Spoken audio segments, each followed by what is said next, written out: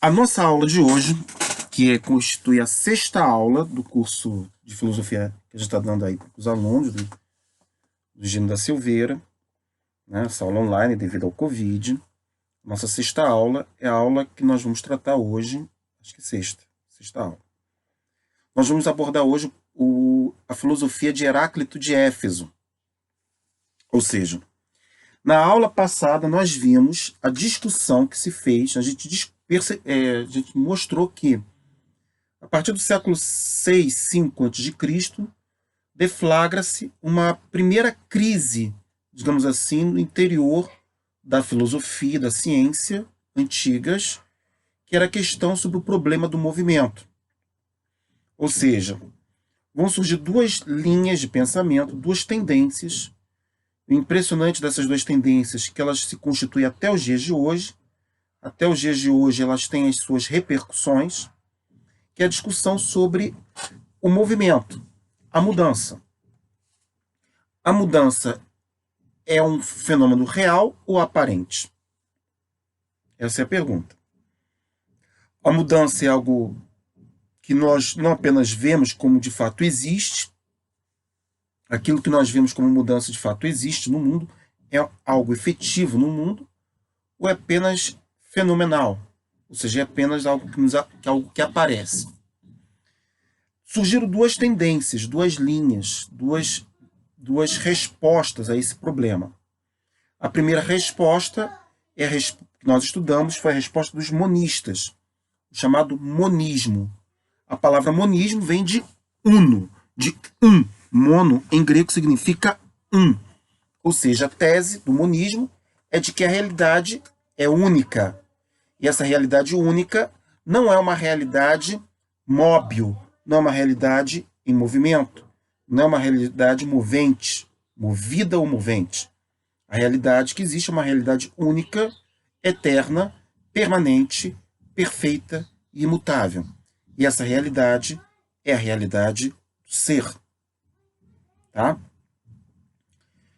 Por outro lado, vimos também que uma outra perspectiva, e é essa que nós vamos estudar hoje, que é a perspectiva dos mobilistas. O mobilismo vai defender justamente o contrário. Vai dizer que o movimento não é aparente, o movimento é real. O que existe é profundamente, o que constitui profundamente o cosmos, a realidade é a mudança e a transformação. Primeiro, é preciso entender o que significa movimento e mudança em grego. Eu vou fazer um pouquinho no retrospecto da aula anterior e vou dar prosseguimento no novo autor, que é Heráclito de Éfeso. Primeira coisa, a gente tem que entender que movimento, mudança, para os gregos, é a palavra kinesis.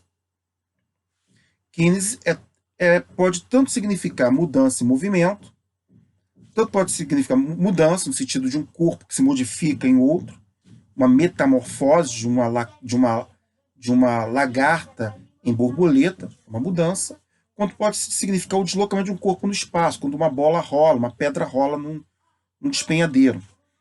Isso também, isso nós chamaremos de movimento hoje, é tratado como mudança. Para o grego, mudança e movimento significa a mesma palavra, kinesis. Kinesis também pode ser traduzido de uma forma mais apropriada por devir. Devir ou vir a ser.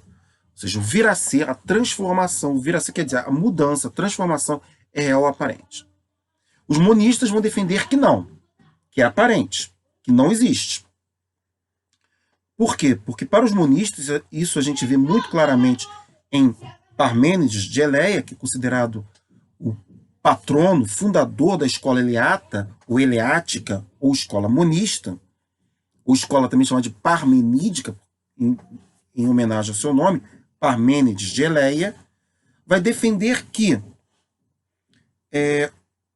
a mudança ela é falsa. Por quê?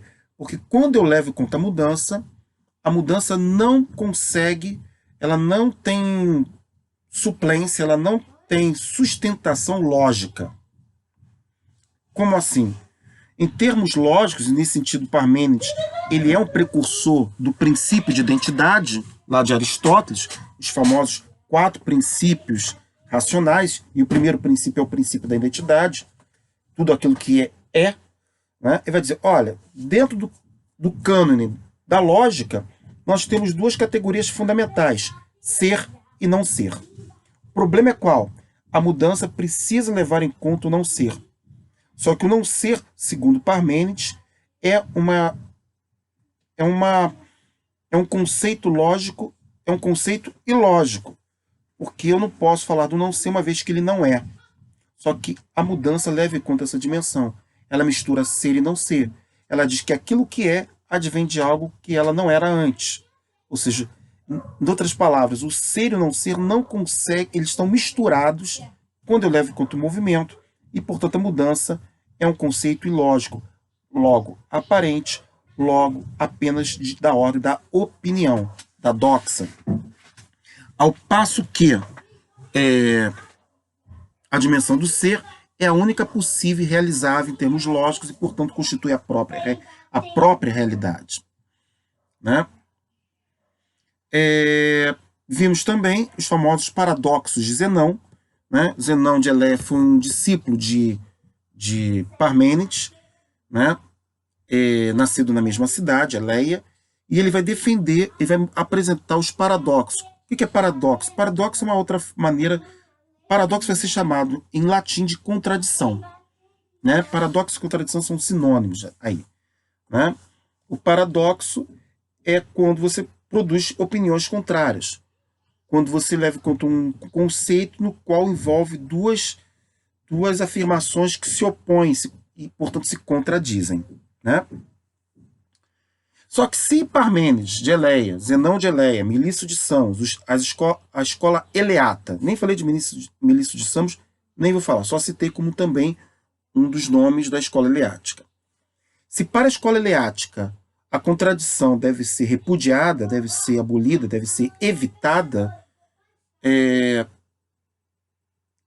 o mobilismo, que vai ser defendido por dois importantes autores, Heráclito de Éfeso e seu discípulo Crátilo, vão afirmar justamente que a contradição é aquilo que constitui a natureza das coisas.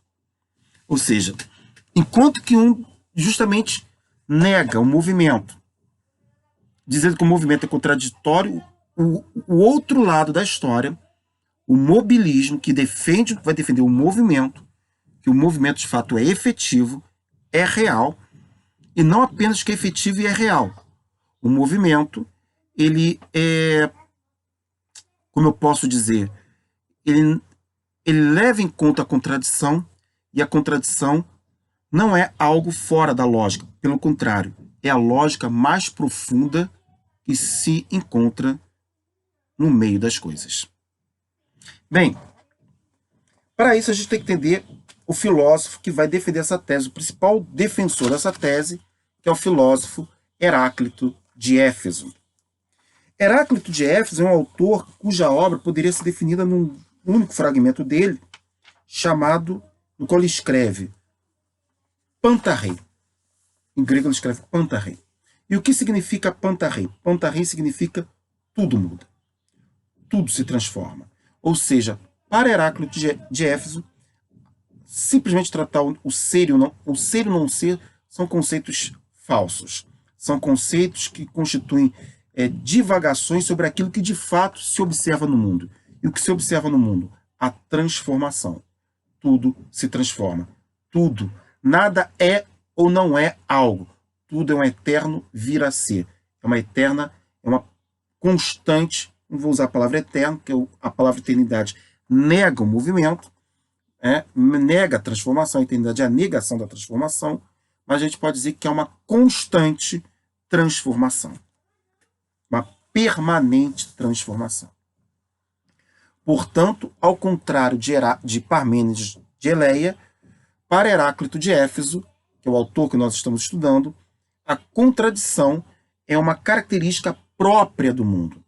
Ou seja, o mundo é regido justamente pela contradição. E em que sentido ele pensa a contradição? No sentido mais do que lógico, no sentido cosmológico. O mundo é regido por forças contrárias. A contradição são duas vozes que se negam, não é um problema lógico, é um problema cosmológico. Em que sentido? Porque o mundo é regido por forças contrárias. Tudo é um combate de forças. Por isso Heráclito diz que Pólemos, a guerra, é a mãe de todas as coisas. Ou seja, a guerra é esse combate de forças no qual é no interior desse atrito que se produz o mundo, que nasce o mundo. Bem, nesse sentido a gente já começa observando, a primeira coisa que eu gostaria de assinalar é alguns conceitos importantes de Heráclito de Éfeso para essa defesa do movimento da mudança. Ele começa dizendo, o primeiro detalhe é, a obra dele é chamada uma obra aforismática. Ou seja, Heráclito, durante muito tempo, a gente sabe que as obras filosóficas pré-socráticas só sobraram fragmentos, pedaços. Há um trecho de um poema, há um trecho de um livro, isso eu já falei um pouquinho. Pela antiguidade, pelo tempo que elas foram escritas e pelo fato de muitos dos seus escritos serem conservados através dos escritos de outros. O que eu quero dizer com isso? A gente diz que as obras filosóficas pré-socráticas, do período pré-socrático, se dividem em dois gêneros, doxografia e fragmentos. Fragmentos é uma citação de um livro de um pré-socrático que se encontra na obra dos clássicos. Por exemplo, tem trechos lá de Platão e Aristóteles que ele diz, olha, Anaxágoras de Clasômenas escreveu, : Isso a gente chama de fragmento, porque esse trecho ele foi extraído de um livro do Anaxágoras que estava ali presente para Aristóteles, para Platão, e que não se encontra mais presente para nós. Ok? Isso a gente chama de fragmento, porque ele de fato, porque ele responde a um trecho que de fato existia e for escrito por tal pessoa, por tal pré-socrático. Doxografia são os comentários feitos pelos filósofos clássicos e pelos filósofos helenísticos, não foram apenas clássicos, mas helenísticos também são os comentários, são as análises feitas por esses autores a partir da leitura dos fragmentos apresentados. Né? O que é interessante de Heráclito de Éfeso é que no início os fragmentos de Heráclito pensavam que eram fragmentos de uma obra fechada, de uma obra livresca. Hoje sabe-se que o próprio livro de Heráclito era já fragmentado. Ele escrevia em forma de aforismos. Ele tinha um discurso oracular, ou seja, um discurso que é chamado um discurso, eu até diria, misterioso, né? Misterioso. E o que escreve Heráclito de Éfeso? Heráclito de Éfeso apresenta uma doutrina. O primeiro detalhe que a gente tem que colocar é a frase de Heráclito de Éfeso, o primeiro fragmento, que é o fragmento que foi encontrado no livro de Sexto Empírico, no livro Contos Matemáticos. Diz Heráclito: deste logos, sendo sempre os homens, se tornam descompassados, quer antes de ouvir, quer tão logo tenham ouvido, pois tornando-se todas as coisas segundo estes logos, a inexperientes se assemelham, embora experimentando-se em palavras e ações, tais quais eu discorro segundo a natureza, distinguindo cada coisa e explicando como se completa. Aos outros homens escapa quanto fazem dispersos, tal como esquece quanto fazem dormindo. Ou seja, é um texto bastante oracular, ele é um texto misterioso, ele é um texto autocifrado. Mas ele já apresenta um conceito importante aqui, que é o conceito do logos. É como ele mesmo coloca. Tornando-se todas as coisas segundo esse logos. Ou seja, o logos é tratado como razão. Não apenas uma razão humana, em certa medida também. Nós somos seres racionais na medida que somos capazes de ouvir o logos. Portanto, há uma racionalidade, há uma lógica constitutiva do mundo. E essa lógica constitutiva é uma lógica que depois vai ser chamada de dialética, é uma lógica dos contrários. É uma lógica de enfrentamento. Como assim de contrários? Ele dá um exemplo muito interessante que é do arco e da lira.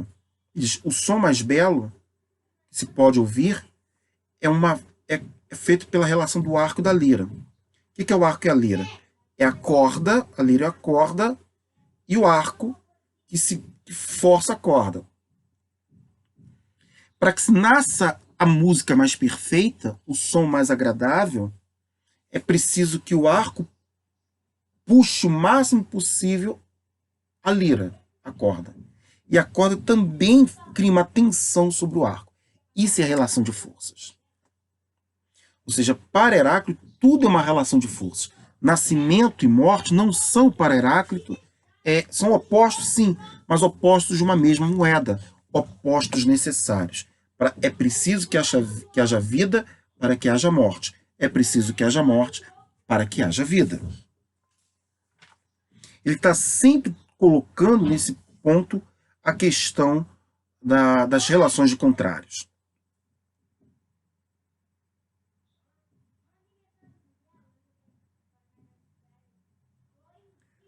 Parágrafo 10, só para vocês terem uma ideia. O contrário é convergente, dos divergentes nasce a mais bela harmonia. E tudo segundo a discórdia. Tudo segundo a relação de guerra, essa relação que é o pólimos, o enfrentamento, a tensão que produz as coisas. Diz ele, conjunções, o todo e o não todo, o convergente e o divergente, o consoante e o dissoante, e de todas as coisas e de todas as coisas. Ou seja, é fundamental para Heráclito, a questão central para Heráclito é essa relação de forças de tensão. Por isso, Heráclito tem uma tese importante, né? Para Heráclito, o que é o cosmos? O cosmos não tem nascimento nem fim. O cosmos é perpétuo e perene e contínua transformação. Para Heráclito, não é um Deus que criou o cosmos, não é um Deus que criou o mundo, nem um Deus que destrói o mundo. O mundo sempre existiu. Mas o que quer dizer esse sempre existir? Ele sempre foi uma transformação, destruição e reconstrução de coisas. O tempo, para ele, é um eterno movente, um eterno turbilhão de transformações. Por isso, Heráclito dá um extremo valor para o tempo. Ele escreve uma frase muito bonita. Entre os seus fragmentos, há um fragmento dele muito bonito que diz assim: o tempo é uma criança que joga dados. Essa é a frase. O tempo é uma criança que joga dados. Como assim se jogar de dados? O tempo é que joga os dados do mundo. Ele que produz a sorte. Ele que produz a transformação. Todos os conceitos ligados à transformação são valorizados por Heráclito. Por exemplo, no caso, o tempo. Outra imagem muito bonita que fala do tempo é a imagem do rio, que Heráclito constrói no famoso fragmento 49. Ele diz, não se pode pôr os pés duas vezes nas águas do mesmo rio. Por quê? Quando eu ponho os pés na segunda vez nesse rio, já não são as mesmas águas. E, portanto, já não é o mesmo rio. Ou seja, o tempo, ele é essa imagem que virou uma imagem clássica, belíssima, por sinal, é a imagem que ele entende do que é o cosmos. O cosmos é um rio. O cosmos é o próprio tempo transformando as coisas. Ok? Por isso, e não por acaso, cada autor elege, a gente sabe que cada autor pré-socrático elege uma arqué, elege um elemento primordial. Tales de Mileto, nós vimos que foi a água. Anaximandro de Mileto, o áperon, o indeterminado, o infinito. Anaxímenes de Mileto, no intuito justamente de recompor a materialidade desse infinito, chama de pneuma áperon, o ar infinito. Né? Pitágoras, também nós vimos os números. Parmênides, o ser. E Heráclito? Pir, o fogo. Por que para Heráclito o fogo é o elemento, digamos assim, mais aquele que melhor representa a natureza das coisas? Porque sendo o cosmos sem início nem fim, sendo o cosmos uma eterna transformação, o elemento que melhor expressa isso é o fogo. Porque o fogo é o elemento que sempre está entre uma coisa e outra. O fogo é a própria expressão da transformação. O fogo é aquilo que está entre a madeira e o carvão. Entre o carvão e a cinza. O fogo é sempre esse mediador de transformações. Por isso, Pir, o fogo. Né? O cosmos seria algo que, como ele mesmo diz, que aquece medidas e esfria medidas. E esse medidas é importante relacionar com Logos. Por quê? Porque para Heráclito o mundo é uma transformação perpétua, contínua. Mas tem um detalhe. Essa continuidade não é uma continuidade casuística. Não é uma continuidade ao acaso. Ela é uma continuidade particularmente que é possível perceber uma lógica. Ou seja, há uma logicidade, segundo ele, a logicidade mais própria para se perceber essa transformação das coisas é, sem dúvida nenhuma, a contradição, o fenômeno, digamos assim, o reconhecimento dos contrários, a força da relação entre contrários, mas há uma lógica embutida. Ou seja, o cosmos é transformação para Heráclito, é devir, é vir a ser, o elemento que melhor lhe representa é o fogo, mas essa transformação é em medida, ou seja, ele não é uma transformação caótica, é uma transformação literalmente cósmica. Em que sentido cósmica? Lógica, organizada, tá?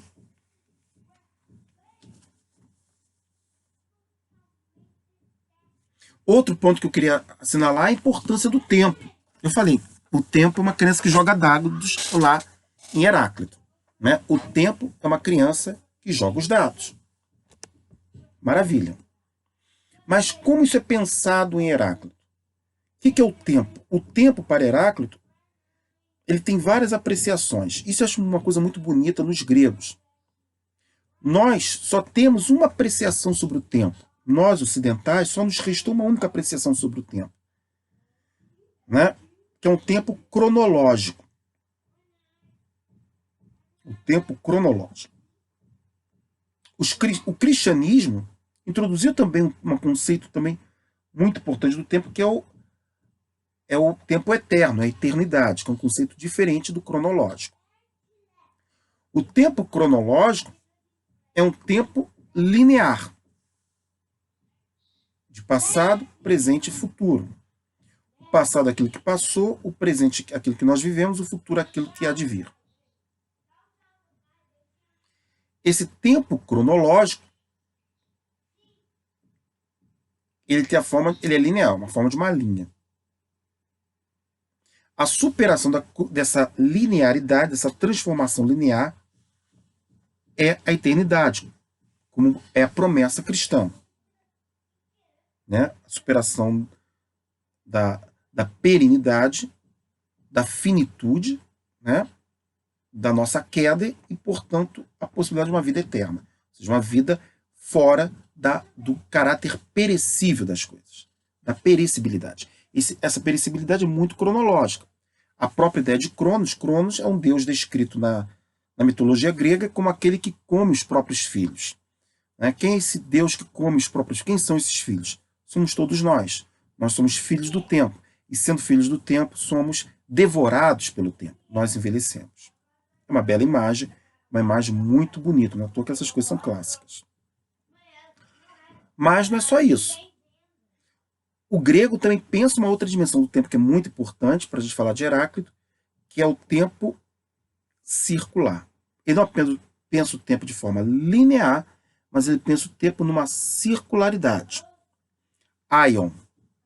O tempo eônico, como alguns traduzem, aion, é o tempo do círculo, é o tempo das transformações epocais, das mudanças do eterno retorno das coisas. Vou usar uma imagem, uma expressão de Friedrich Nietzsche, quando se declina na obra de Heráclito. Nietzsche diz: Heráclito percebeu o eterno retorno. As coisas retornam permanentemente, um eterno retorno. Uma eternidade de transformações e retransformações. Tá? E existe também um outro tempo que é descrito pelos gregos, que é o tempo da metis, é o tempo da oportunidade, é o tempo do efêmeros, da efemeridade, do imediato. Como, às vezes, o gatilho de um único instante é capaz de modificar toda a linha do tempo. Você percebe, então, que Heráclito valoriza o tempo, e o tempo é pensado pelo grego, claro, pelo próprio Heráclito, de uma maneira extremamente rica.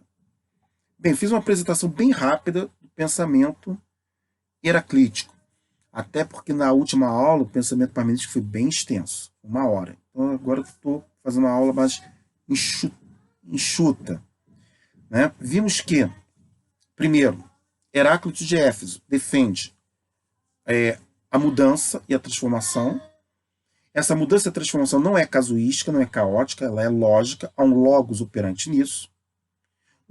O cosmos ele é pensado numa perenidade de transformações, numa valorização do tempo, no famoso fragmento 49 de Heráclito, né? Não se põe 2 vezes os pés nas águas do mesmo rio, né?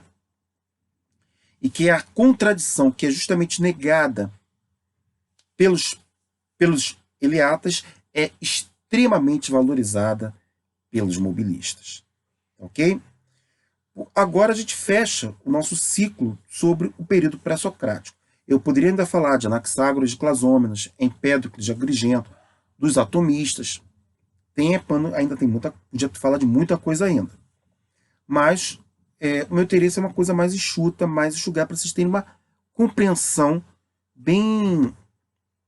uma compreensão ampla, mas adequada da importância do pré-socratismo, que está fincado, primeiro, na busca da compreensão da physis, de uma discussão de um elemento primordial sobre a physis, sobre a discussão do papel do movimento da physis, da mudança, da transformação.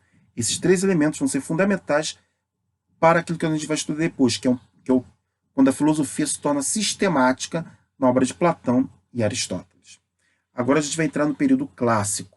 É quando agora o período clássico tem um elemento histórico importante, que é a consolidação de Atenas como a cidade mais importante da Grécia, e com ela o advento da democracia. Será no advento da democracia, na consolidação de Atenas, que nós vamos ver aparecer o primeiro grande filósofo clássico, que foi Sócrates.